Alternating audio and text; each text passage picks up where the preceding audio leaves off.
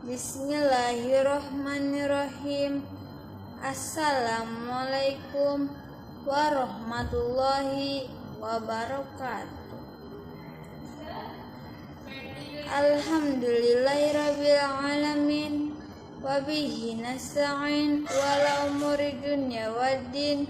Wassalatu wassalamu ala asrofil anbiya'il mursalin wala alihi wa sahbihi ajmain, amma ba'du.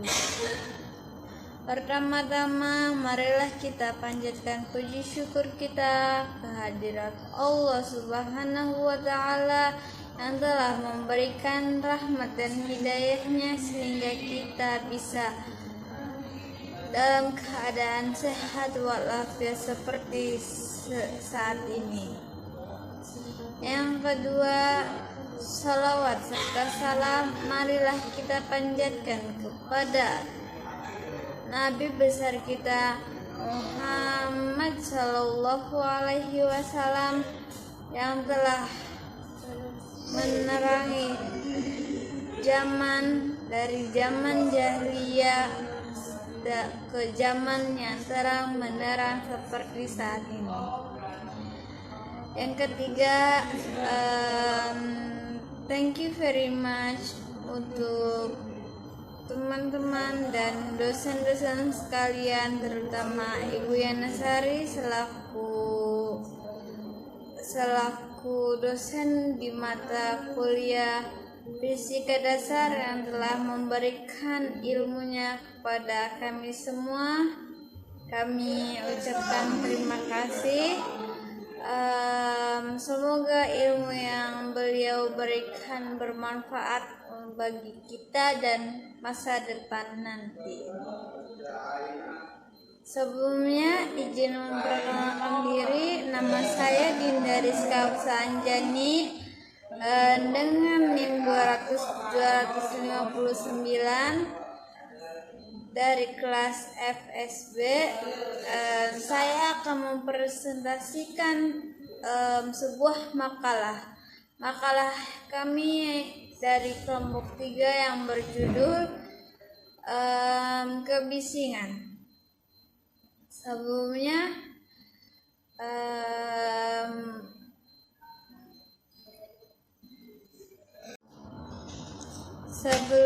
saya akan memperkenalkan saya dan kelompok saya. Nama saya Dinda Rizka Anjani, saya dari kelompok 3. Kelompok 3 yang beranggotakan Muhammad Anzila Al-Raji, Magister Ziva Ayu, Taufan Devi, M. Dandi Al-Farezi, Wildan Nur Hidayat Wahidi.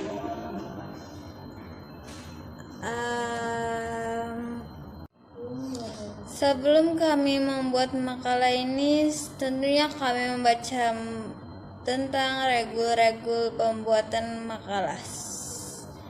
Hal yang harus kita ketahui saat membuat makalah itu salah satunya poin-poin yang saat ini, seperti bab pertama membahas tentang latar belakang, tujuan umum, tujuan khusus, metodologi pembuatan makalah, dan tinjauan teori. Masuk ke bab 2, hasil kasus dan pembahasan. Hasil kasus itu mencakup dari 3 referensi jurnal. Di situ kita membahas mengupas lagi tentang materi tentang kebisingan tersebut dan masuk ke dalam pembahasan juga kita ambil dari 3 jurnal kasus dan kita mengupas kembali jurnal-jurnal tersebut hingga kami mendapat poin-poin terpenting yang ada di dalam jurnal tersebut. Masuk ke bab 3, ada kesimpulan dan saran. Kesimpulan itu mencakup dari hal-hal terpenting yang ada di awal jurnal hingga akhir jurnal, dan saran dari kami untuk kalian semua atau terbuka untuk khalayak bagi yang membaca makalah-makalah kami. Sebelum kita memasuki lebih mendalam lagi, marilah kita tahu apa itu kebisingan dulu. Sebelum masuk ke kebisingan, kita masuk ke dalam bunyi. Bunyi adalah setiap perubahan tekanan di dalam udara atau air atau media lain yang dapat dideteksi oleh telinga manusia tersendiri. Masuk ke bab selanjutnya, masuk ke hasil kasus. Hasil kasus yang saya ambil atau kelompok saya ambil adalah analisa kebisingan akibat aktivitas transportasi pada kawasan pemukiman Jalan Sutoreji Mulyorejo.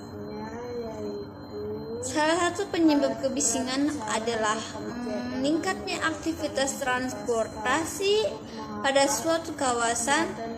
Pada area studi ini memiliki lebar jalan yang relatif sempit dan jumlah kendaraan yang relatif banyak sehingga aktivitas transportasi menjadi tinggi. Pengukuran tingkat kebisingan diwakili oleh 10 titik samping. Karena pengukuran tingkat kebisingan dibagi menjadi 2, yaitu di siang hari dan di malam hari. Pengukuran siang hari pada selang waktu jam 6 pagi sampai jam 22.00 dan di malam hari pada selang waktu jam 22 hingga lanjut jam 6 pagi keesokan harinya.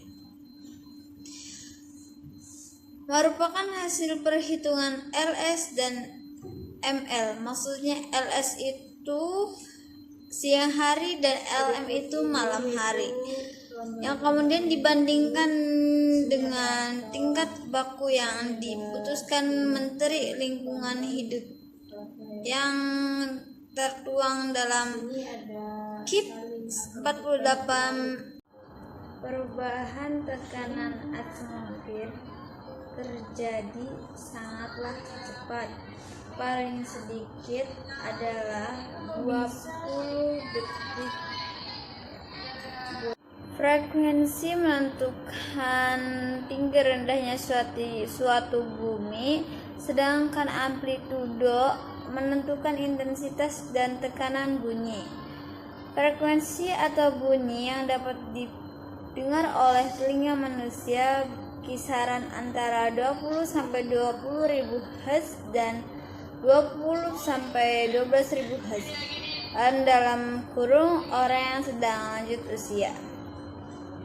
Frekuensi menentukan tinggi rendahnya suatu nada keras atau bunyi ditentukan oleh besar amplitudo dari suatu gelombang suara. Jadi semakin besar amplitudo, semakin keras suaranya. Untuk melakukan pengendalian kebisingan perlu diterapkan hierarki pengendalian kebisingan di perusahaan yang ditujuan untuk mencegah bahaya. Kebisingan merupakan salah satu aspek terpenting dalam dunia industri karena kebisingan dapat mengakibatkan kerusakan pada kesehatan dan menurunnya produktif kerja. Kerusakan yang terjadi antaranya adalah kerusakan pendengaran secara sementara maupun secara permanen. Selain stres hingga kecelakaan karena kerja dapat terjadi. Kerusakan kesehatan yang diakibatkan harus sangat diperhatikan mengingat kerusakan yang terjadi akibat kebisingan adalah irreversible atau tidak dapat disembuhkan. Berdasarkan latar belakang tersebut, maka judul yang diambil adalah Program Pengendalian Kebisingan di Industri Petrokimia. Salah satu penyebab kebisingan adalah meningkatnya suatu aktivitas transportasi pada suatu kawasan. Pada daerah ini yang memiliki lebar jalan yang relatif sempit dan jumlah kendaraan yang relatif banyak sehingga aktivitas transportasi menjadi tinggi. Salah satu penyebabnya adalah aktivitas masyarakat dan transportasi yang ada di kawasan tersebut. Pengukuran tingkat kebisingan diwakili oleh 10 titik samping. Pengukuran tingkat kebisingan dibagi menjadi 2, yaitu siang hari atau bisa disingkat LS dan malam hari LM. Pengukuran di siang hari di selang waktu jam 6 pagi hingga jam 22, sedangkan di malam hari pada jam 22 hingga jam 6 pagi. Upaya pengendalian kebisingan dengan menggunakan barir buatan lebih efektif mereduksi tingkat kebisingan dibandingkan barir alami. Hasil reduksi kebisingan dengan barir buatan menjadi 27,28 dBA sehingga memenuhi mutu baku kebisingan untuk kawasan permukiman. Kata kunci kebisingan, transportasi, pemukiman, dan barir. Itulah kata kunci dari jurnal yang ini, jurnal pertama.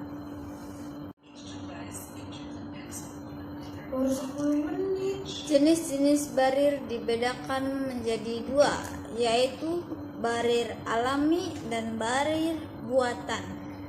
Barir alami berupa tanaman atau gundukan tanah, dibedakan dengan barir buatan. Barir alami mempunyai sifat menyerap gelombang bunyi, sedangkan barir buatan biasanya berupa bahan yang rapat dan tak bercelah, sehingga gelombang suara lebih banyak dipantulkan daripada diteruskan. Barir buatan dapat berupa tembok yang berada di antara sumber bunyi dan penerima. Dan barir buatan terdiri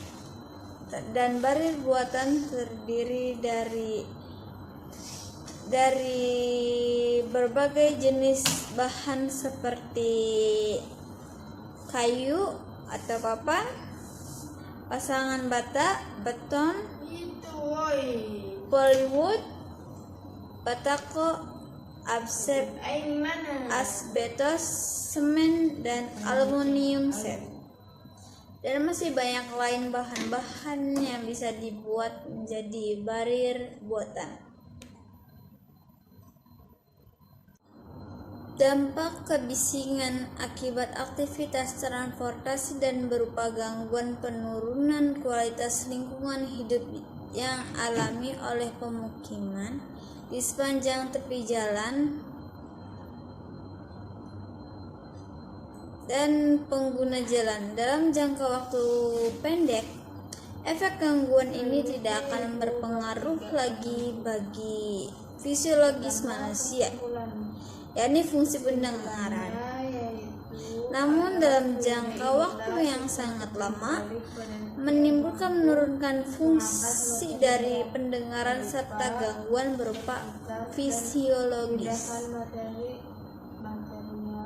Penduduk dan tinggal kawasan tersebut maksudnya dampaknya itu seperti mudah marah atau susah tidur.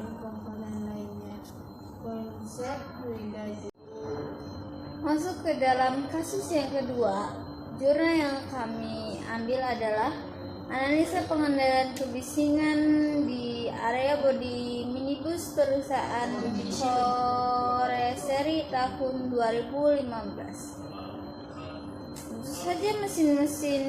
Tentu saja penggunaan mesin-mesin sangat bermanfaat untuk mengurangi beban para pekerja.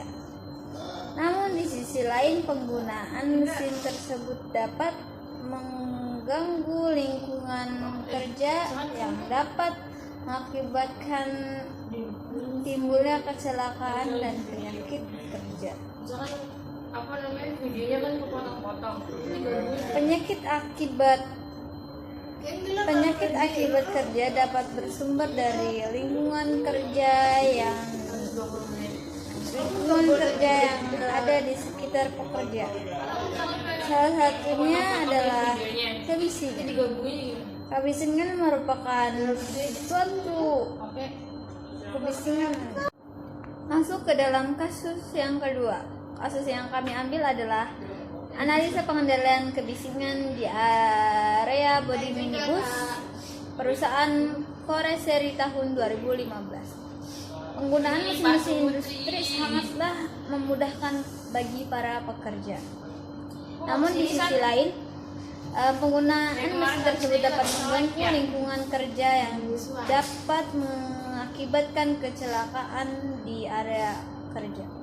Penyakit akibat kerja dapat bersumber dari lingkungan kerja yang ada di sekitar pekerja. Berdasarkan Peraturan Menteri Tenaga Kerja dan Transmigrasi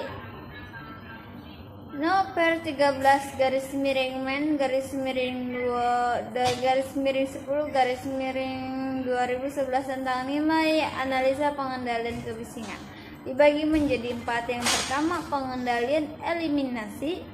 Yang kedua, pengendalian substitusi. Yang ketiga, pengendalian engineering. Yang keempat, pengendalian administrasi. Lanjut ke kasus yang terakhir dari jurnal kami adalah kebisingan dan gangguan pekerja working room dan infection PT Prima Texo Indonesia. Gangguan yang dialami oleh pekerja-pekerja di PT ini salah satunya adalah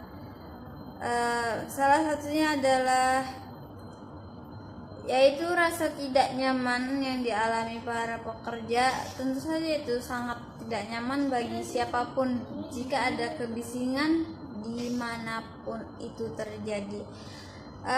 Gangguan yang selanjutnya adalah susah untuk konsentrasi. Tentu saja amatlah susah untuk konsentrasi bila di sekeliling yang sangat berisik.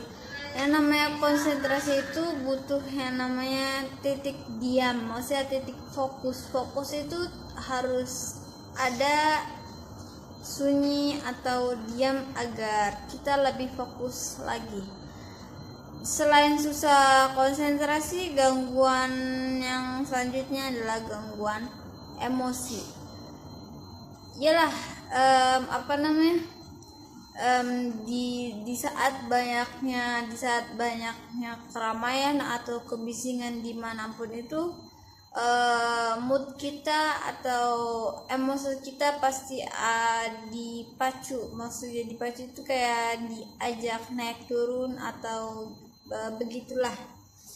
Jadi kita lebih mudah emosi ketika kita ada di tempat yang bising atau yang ramai. Dan selanjutnya adalah gangguan tidur. Setelah gangguan emosi, kebisingan juga bisa menyebabkan kita untuk sulit tidur dengan nyaman. Kita bisa tidur dengan nyaman dan bisa menghilangkan stres apabila kita tidur dengan keadaan enjoy atau santai. Itu membuat kita lebih cepat untuk tidur. Kesimpulan dari kelompok 3 adalah bunyi adalah setiap perubahan tekanan di dalam air atau media lainnya yang dapat dideteksi oleh telinga manusia. Perubahan tekanan atmosfer yang terjadi paling cepat itu 20 kali per detik. Baru dapat dideteksi oleh telinga manusia.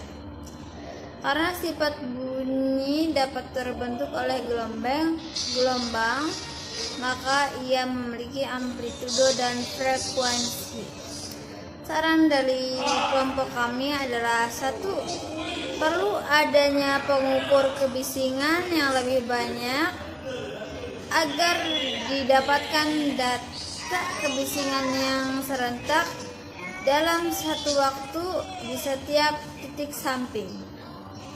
Saran kami yang kedua, perlu adanya penelitian lebih lanjut mengenai hubungan tingkat kebisingan dengan jenis dan jumlah kendaraan.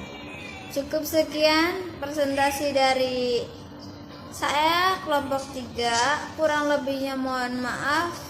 Bila ada salah kata mohon dimaafkan. Kurang lebihnya syukran. Wassalamualaikum warahmatullahi wabarakatuh.